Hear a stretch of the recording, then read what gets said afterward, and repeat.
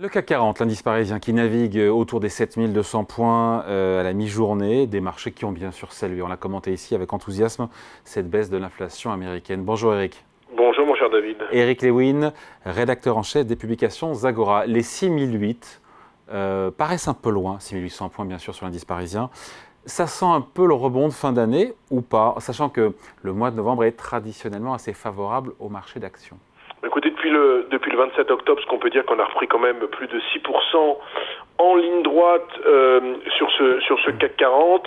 Alors en fait, il y a trois raisons qu'on pourrait évoquer et on va essayer de mettre en perspective sur cette fin d'année. La première des choses, c'est qu'on sent très bien, mon cher David, que la baisse des taux est devant nous. C'est-à-dire que les politiques monétaires vont rester de moins en moins restrictives. Aux États-Unis, on a vu, vous l'avez commenté, le CPI est maintenant de 3,2%, c'est l'indice des prix à la consommation sur 12 mois. On voit également que l'inflation sous-jacente hors énergie... On est encore à 4%. On est encore à 4%, mais on a vu quand même que depuis le début novembre, le 10 ans américain est passé de 4,90 à 4,50. Et pardon, je coupe Eric, mais ça, quand vous dites les baisses de taux sont devant, ça c'est un sentiment de marché quand on écoute la dernière déclaration des banquiers centraux, notamment côté Fed, côté zone euro. Personne ne parle de baisse de taux. Hein. Oui, enfin écoutez, les banquiers centraux en général sont souvent en retard, et vous savez, il y a tellement de déclarations discordantes, parce que ce qui est incroyable quand même avec ces banquiers centraux, c'est qu'à part Powell et Lagarde, vous avez tous les jours un membre qui dit l'inverse de ce qu'a dit l'autre la veille. Et donc, si vous regardez toutes ces déclarations, vous savez plus où vous en êtes. Donc, ce qu'on peut dire quand même, c'est qu'on a l'impression, alors si vous me permettez, que les hausses des taux sont vraiment derrière nous, tout simplement parce qu'aux États-Unis, je l'ai dit, l'inflation ralentit fortement, la conjoncture, ça se dégrade quand même un peu. Vous avez vu qu'hier, les ventes de détail ont reculé de 0,1%, ce qui n'est pas exceptionnel. En Europe, on voit très bien que quand on regarde par exemple les prévisions de l'Union économique, on aura simplement 0,6% de croissance cette année avec une récession en Allemagne, 1,3% l'an prochain, avec également une baisse de l'indice des prix à la consommation.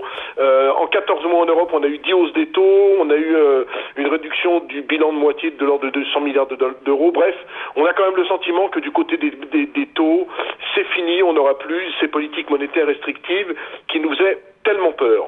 L'autre argument, David, c'est les résultats des entreprises qui sont plutôt, alors vous allez me dire oui, mais ce matin Burberry a publié des résultats inférieurs aux attentes et le titre perd 9% actuellement, c'est vrai, mais quand on regarde dans le détail les chiffres d'affaires sur le troisième trimestre, il y a quand même eu 75% de bonnes surprises en France, avec du Danone, avec du Publicis, du Engie.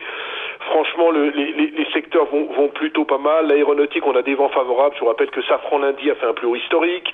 Dans le luxe, même si Burberry ralentit, on aura quand même un marché qui va monter entre 8 et 10% cette année.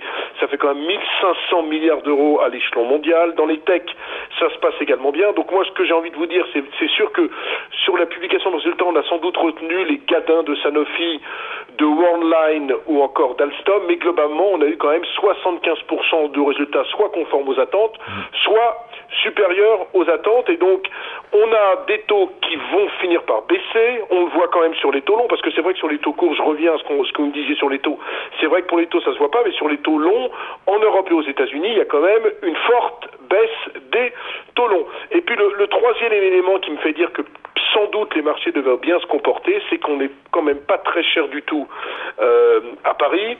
Quand vous regardez à Paris, on est simplement sur un PER de 12, avec d'ores et déjà une croissance des bénéfices par action attendue entre plus 2 et plus 4 l'an prochain. Donc c'est pas Byzance. Si on prévoyait, si vous voulez, une croissance entre 25 et 30% l'an prochain avec un PER de 12, vous auriez pu me dire oui, mais si les résultats sont pas à la hauteur des espérances, le marché c'est pas 12, c'est surtout 14. En fait non. C'est-à-dire qu'on price déjà une faible croissance des bénéfices l'an prochain.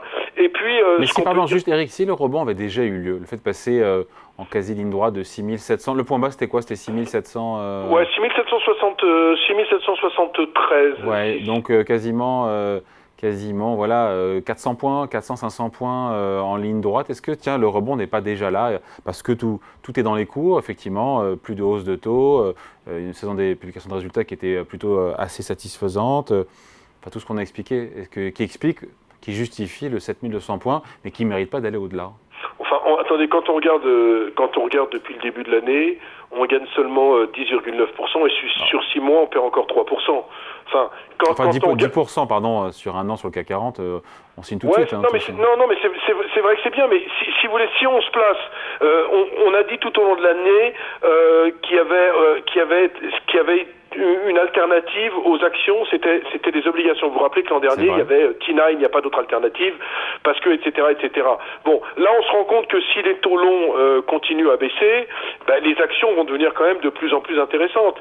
Et vous voyez très bien quand même que quand on regarde quand même la conjoncture économique, on se rend bien compte qu'en Europe, la BCE n'a plus du tout de marge de manœuvre quand même, parce qu'elle ne peut pas continuer à augmenter les taux, parce que sinon, on va se taper une très forte récession avec un immobilier qui vacille dans tous les pays. Et aux États-Unis, on le voit très bien, on a évité le shutdown, c'est la bonne nouvelle, j'en ai pas parlé, mais surtout, on se rend bien compte que ça ralentit aussi du côté des États-Unis. Donc, on a quand même beaucoup de faisceaux favorables qui me font dire que si on retrouve les 7500 points...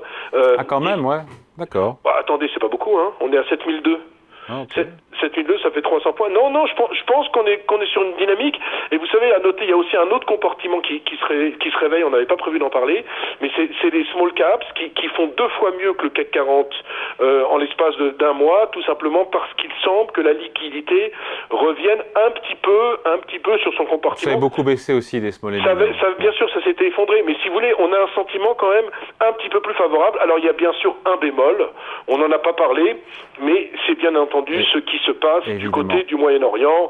Il faudrait pas que l'Iran rentre dans la danse, etc. Blocage du détroit d'Ormuz. Je vais pas vous faire une thèse géopolitique, mais c'est vrai que si on était dans ce cas de figure, qu'est-ce qui se passerait? Il y aurait une flambée des prix du pétrole, et donc dans ce cas-là, un retour de l'inflation, une vraie stagflation, etc. Et là, l'équation change, évidemment. Et puis, l'envolée du pétrole ferait que finalement les marchés se mettraient à fortement rebaisser. Mais si on n'a pas ça, je pense que si les choses restent en l'état, on peut avoir une bonne fin d'année sur les valeurs françaises. Moi, franchement, j'ai pas tellement de signaux négatifs. La seule problématique qu'on peut avoir quand même, c'est que c'est vrai qu'à la moindre déception, et c'est la première fois que je vois ça dans l'histoire, on a eu quand même des couacs sur les valeurs du CAC 40. Je n'avais jamais vu ça. On avait connu Alcatel il y a 20 ans.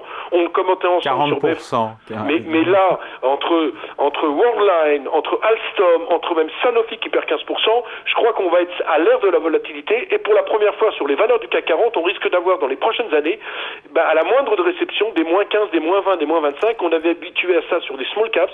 Eh bien, on l'aura sur les grosses valeurs, tout simplement parce que c'est vrai qu'il y a quand même, il faut le souligner, un manque de liquidité. Je crois que sur les marchés actions en Europe, en l'espace de 34 semaines, il y a dû avoir 50 milliards de liquidités de retirés.